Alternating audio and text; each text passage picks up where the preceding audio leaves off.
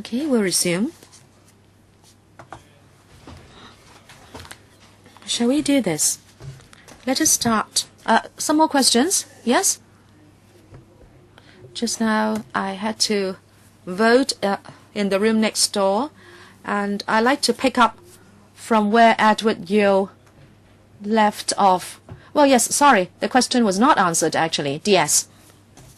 I was saying that that part is for regulating heated water systems, and that kind of water is not for human consumption.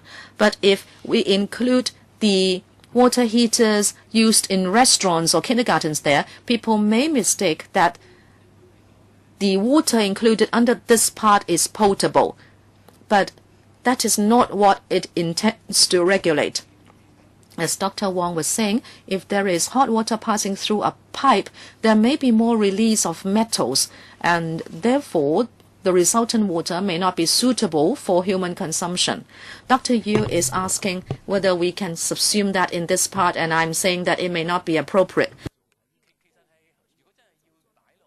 You can add a part 5. Well, yes, we can do it that way. We do not have to necessarily do it under part 4. But then the question is, as I said, we need to look for a particular standard, and that may not be easy.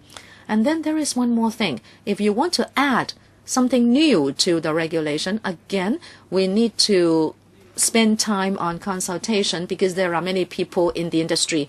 And also, if we are going to want to regulate the water heaters used in restaurants, then perhaps we are not only going to consult the piping industry as such, but also the catering industry. And therefore, I don't think we can do it within this exercise. And to answer the chairman, in the next stage, when we have the overhaul exercise, and as I promised just now, we will consider how we can do it. Dr. Helena Wong, if you look at part 4, hot water inside surfaces, 2B, 2 and 3, a cistern type water heater and instantaneous water heater. Well, but these are for bathing. Oh, so those are for bathing purposes. Yes. Then I fail to understand. You actually want to regulate water heaters that provide water for bathing, but not those that provide water for drinking. I think you are putting your emphasis in the wrong place. Well, this exercise is a direct result of the COI recommendation, but you are doing something with the water for bathing and water for flushing, but not the water for drinking. What are you doing? And here it doesn't say exactly that this is just about water heaters providing water for bathing. An instantaneous water heater. Can I ask the legal advisor how we interpret this Roman 3, an instantaneous water heater? It doesn't exactly specify that this provides water that is not for drinking. You should, in fact, include that phrase. If that is what you mean, you should say an instantaneous water heater providing water only for washing clothes and bathing and not for human consumption. Or else, this, to me, would mean that it includes the kind of water heater I was pointing to. So this is not clear. And secondly, you are not responding to the COI recommendation that you are doing something about safe water for drinking. Chairman and Dr. Wong, we need to understand the intent of the regulation. Originally, it seeks to regulate inside services and fire services and the components of those systems. Many, many years ago, we already had water heaters that were used in toilets. So this regulation is written for those inside services to provide standards. As was said,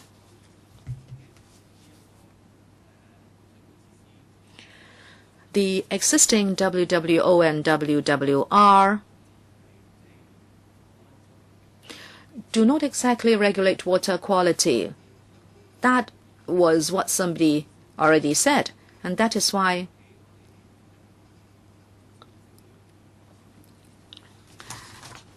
amongst the COI recommendations, we were requested to think about how we can regulate water quality. We are working on that now. But that is not the same as what we want to do with this regulation. Our proposal, as I said at the outset, just to put the updated standards for plumbing material and components into the regulation. To answer Dr. Wang, this hot water inside surface is an inside surface, and it just specifies that it is about hot water, and it talks about a cistern type water heater and instantaneous water heater. These are for water that has been boiled, but water for bathing only. Chairman, can I ask the legal advisor, if you just look within the four corners of this page, does it say it is not water for human consumption? Part 4, 2B, Roman 2 and Roman 3. Thank you, Chair. This is a very old regulation. I tend to trust the administration that this is not about potable water, but as to whether it can be cast that wide, well, these may be technical requirements already. Then for the title of Part 4, should we say hot water not for human consumption inside surfaces, so that we know in the future we will be, when we're talking about inside services for hot water for human consumption, then we would be more clear. Legal advisor, perhaps I will discuss this after the meeting with the administration, whether that kind of wording is appropriate, because this is technical requirement. No, this is not technical requirement at all, because we want to be clear as to what it includes and not includes. This is not for human consumption, isn't it? This is for showering, isn't it? Please allow time for the legal advisor to talk to the administration. Thank you. Now, Mr. Chair, I think water heater, the original wording, does not distinguish inside services or not. And it seems that by titling Part 4 so, it excludes the potable water heater devices. So if we go back to the legislative intent, going back to 1999, that was a time when these water heaters for potable water first became popular, and therefore this was titled as such at the time. And now, for this round of amendment, it seems that there is intentional leaving the water heating devices for potable water out of the ambit by so titling. Mr. Chair, I am at a loss as to why Mr. Yu thinks so. I don't understand. I mean, the concept was that there were many electric water heaters, and basically these water heaters refer to water heaters used in the bathroom. And in 1999, there were more of these water heaters, which could turn out hot water right away. And if we look at the content of the regulation in Part 4, it really is about apparatus.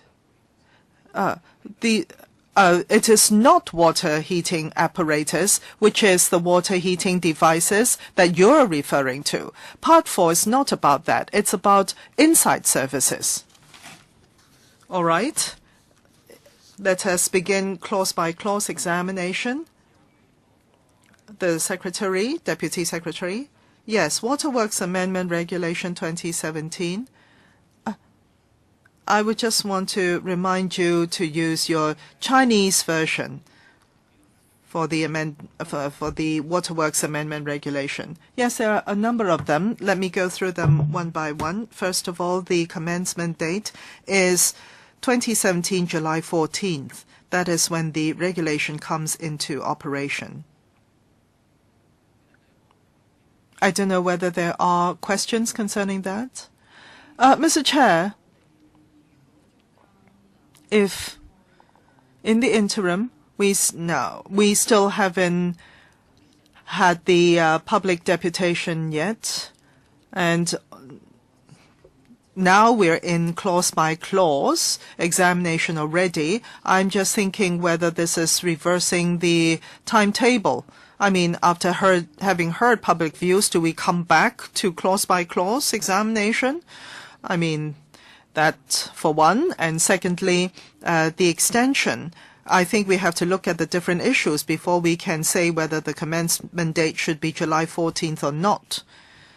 Well, actually, for this amendment regulation, it is highly technical, and it should be able to be resolved within a very short period of time. But as members feel that there should be a public deputation, I looked at the time with and dates with the Secretariat, and we see that 20th June is a possibility and for deputation. And if we extend it, then on the 30th of June, it will go to the House Committee. On the 5th July, it will go to the General LegCo for notification. And then on the 12th of July, there can be debate and possible approval. So this is possible, the commencement date. Now, let's say on the 20th of June, when we have the public deputation, we hear views that is very strong, pointing to that this round of amendment or certain part of it is not appropriate, then we will have to look at the timetable anew. But as it is, this timetable is feasible, the commencement date is feasible, unless you're saying that this is so controversial that we do not want to take it to the LegCo at all. Mr. Chair, we are led by the nose, you see. Secretariat and legal advisor. Well, this is negative vetting, so LM81 will be commenced, comes 14th of July 2017. So if members want to extend an extension, then by July 5th, yes, July 5th, that is the date of the notification. Well, before that date, July 5th, there will have to be proposed amendments. So members' amendment can be incorporated before that date. So 14th of July is still feasible. So when do we have to complete the amendment? 12th of July, is that right? No, 5th of July. 5th of July. You have to complete the members' amendment, if there's any. You mean complete the amendment, meaning approve the amendment? Approve the members' amendment? Approve. Approve. And when do we go back to the big meeting, the LegCo? Well, if it's members' amendment before the 5th of July, you will need to provide the notification. And by July 5th, members will make a decision as to the amendment, and then still the LegCo will have to pass and approve that amendment or proposed amendment. Ms. Wong, the Secretariat had provided dates. 27th of June is a possible date for another meeting. If you think that after that further meeting we can have an amendment, yes, we will still be able to complete the amendment before time. So 14th July would still be possible as a commencement date. Fine then. Clause 2. The Waterworks regulations are amended as set out in sections 3 to 10. And clause 3, for regulation 2, the interpretation is being amended, and the content is as follows. And that is, regulation 2 will be renumbered as 2(1), and the BS definition will be taken away, that is, repeal the definition of BS, and then add 2, 3, 4, and 6, and that is to add BSEN, ISO, and EN standards. Anything else, members? If not, we continue. Yes, I'm looking at clause 4 now. This is rather straightforward because this is for consistency only in the English version. There is the word storage, which is not usually used thus. And therefore, the English version needs to be amended, but not the Chinese version. That is 11(2)(a). Anything else? Questions, members? No. The clause 5 for regulation 19(1), that is, we add a 19A, regulation 19A to it. And the concept is, as mentioned just now, we want to be clear that if a certain part is not compliant because of this round of amendment, the part need not be taken off because of this round of amendment. That is what we want to clarify here.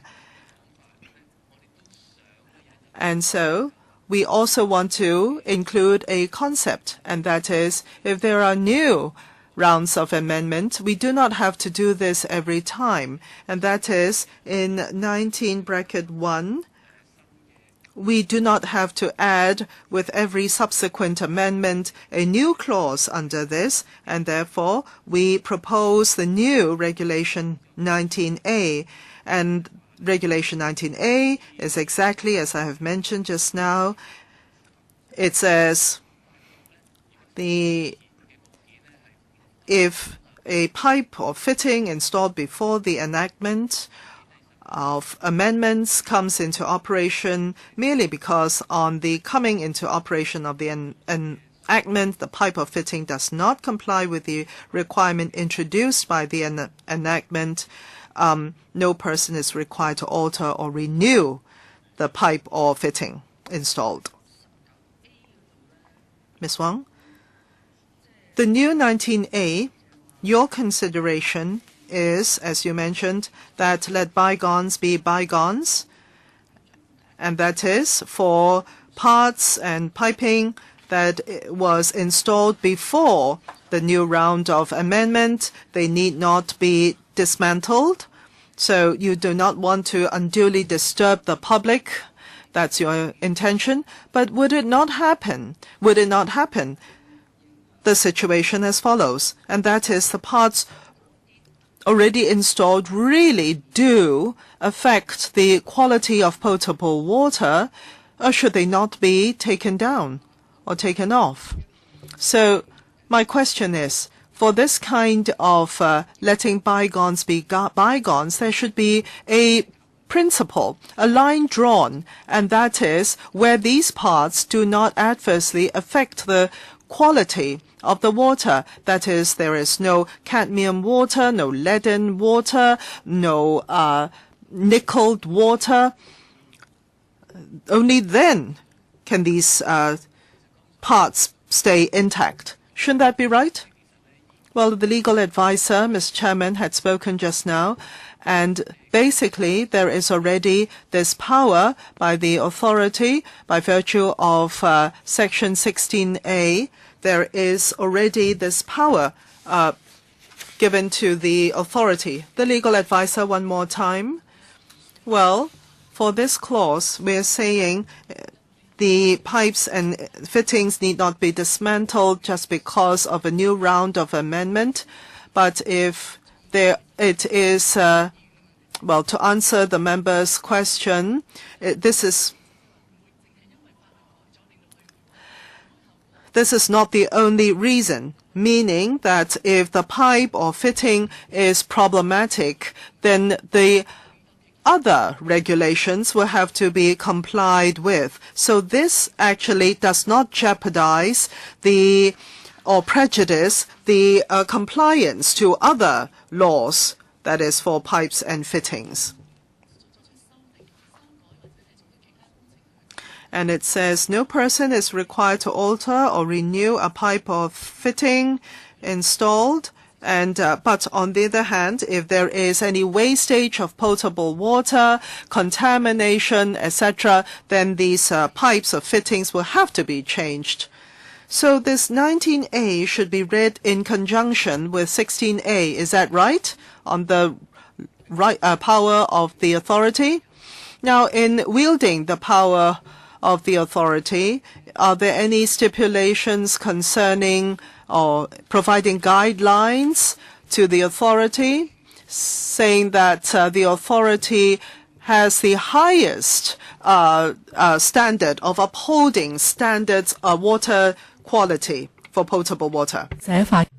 Legal advisor, Section 16 doesn't say that. Section 16 says that if the WA is of the view that there is a certain situation with regard to fire service or inside service, it can direct that a notice be issued or that certain people should be directed to make repairs. And that is if there is a condition that waste or pollution of a supply has occurred or is likely to be caused, or if there is any alteration or renewal of any pipe or fitting that in the WH opinion is so defective or in such condition as to cause or be likely to cause waste, undue consumption or pollution of the supply, then something can be done. Chairman, can I ask our legal advisor to help us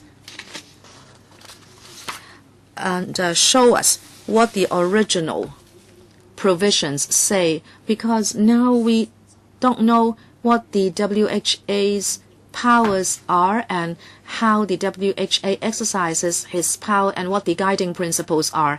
I don't think we can effectively scrutinize the bill. Well, our marked up copy is a marked up copy for the regulation amendment regulation. Well, so members do not have it with us, but the 16(1)A of the regulation, or actually it is in the ordinance, and since it's not amended, it is not included in the papers for this subcommittee, but we can certainly furnish Section 16(1)A of the ordinance to members. Perhaps the administration can let us have a copy right away. Mr. Edward Yu? Thank you. If you look at 19A and what it says, I don't think that was the legal advice of the administration before, because every time you add in something, you would first repeat what is already in the ordinance first. It seems in the past you thought that that was a safer way to do it, but now you tell people to refer to the ordinance. If that's the case, then what was done was superfluous. As you can see, every time they amend something, they would include the original. Secondly, if you change part 4, then 19(6) should also be amended, or you want to keep the original to just say water heater. DS, this is a drafting issue. Can I defer to the DOJ? Yes, please. At the time of drafting, we were aware of this point. we actually wanted to add in bracket 7 to section 19. As the DS was saying, we don't want to have to make additions every time, and consolidating our previous enforcement experience, we believe section 16(1)(a) is sufficient, so we don't have to repeat the powers. As to why we are not amending 19(6), well, these are just savings clauses or transitional clauses, and we want to act cautiously, and we don't want to do anything to it because these water heaters are still used in some places in Hong Kong. Therefore, the wording identified by the member will not be changed for the time being. Legal advisor. Well, actually, we wrote a letter to the administration to ask about this. Maybe members can refer to CB 1045(03). The same explanation is contained in that paper. Thank you. Legal advisor, can you read it out for us? Is it long? This is in paper CB (1) 1045(03). In a gist, the administration is of the view that the current section 16(1)(a) of WWO would suffice. But if you just look at the wording, and if you look at 19(3), where there are two differences in wording. If you look at 19(3), it talks about undue consumption and so defective, but these are not in 16(1)(a). Now, of course, if there is undue consumption, it may, of course, lead to waste, which is in 16(1)(a). But 19(3) of WWR and 16(1)(a) of WWO are very similar. Chairman, I would propose that we make it even clearer. 19(a)(1). Third line, near the end.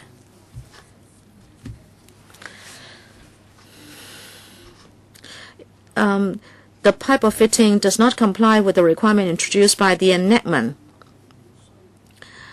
If it doesn't affect water quality, then no one is required to alter or renew a pipe of fitting installed before the enactment.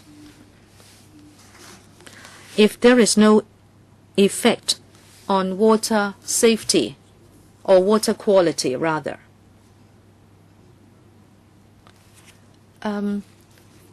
DS, any view? In fact, under 16(1)(a), it talks about pollution as well, polluting the water supply, and we think a similar effect has been achieved. Well, no, I think you should still stipulate clearly that this is about water quality. When you just have the word pollution, people may think you pour some substance into a reservoir. But we are talking about the inside surfaces. What is the definition of pollution here? Can I please add? If we add a qualification saying that water quality is not affected, I don't know whether the public will be worried that